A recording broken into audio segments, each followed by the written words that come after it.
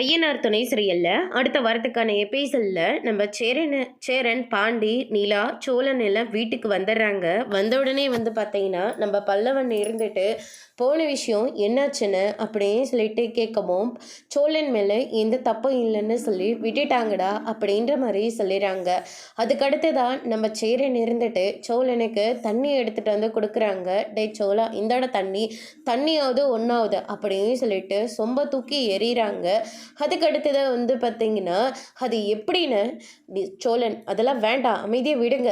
இல்லை நிலா, இன்னைக்கு நான் பேசியே ஆகணும். அது எப்படின்னு யார் என்ன சொன்னாலையும் அப்படியே நம்பிடுறீங்க. நான் என்ன அவ்வளோ மோசமானவனான்னு அப்படின்னு சொல்லிட்டு சோழன் கேட்ட உடனே, இல்லைடா, நீ ஏற்கனவே அந்த மாதிரி தப்பு பண்ணியிருக்கல்ல அப்படின்ற மாதிரி சொல்லிடுறாங்க. அந்த மாதிரி ஒரு தப்பு பண்ணியிருக்கேன்னா அதுக்கப்புறம் நிலாவை நான் மனசார விரும்புகிறேன். நிலா கூட சேர்ந்து வாழணும்னு சொல்லிட்டு ஒவ்வொரு நிமிஷமாக நான் போராடிட்டு இருக்கேன். அப்படி இருக்கிற போது நிலாவை விட்டுட்டு வேறு ஒரு பொண்ணு கிடைச்சா கல்யாணம் ஆகிட்டு அப்படியே செட்டில் ஆயிடுவேன்னு நீங்கள்லாம் நினச்சிட்டிங்களா?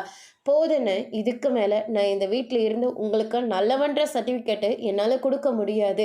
இதுக்கு மேலே இந்த வீட்டில் என்னால் ஒரு நிமிஷம் கூட இருக்க முடியாது. வா நிலா போகலாம் அப்படின்னு சொல்லிட்டு நிலாவை கூட்டிக்கிட்டு வீட்டை விட்டு வெளியே போகிறாங்க. வீட்டில் எல்லாருமே ரொம்பவே அதிர்ச்சியில் இருக்காங்க.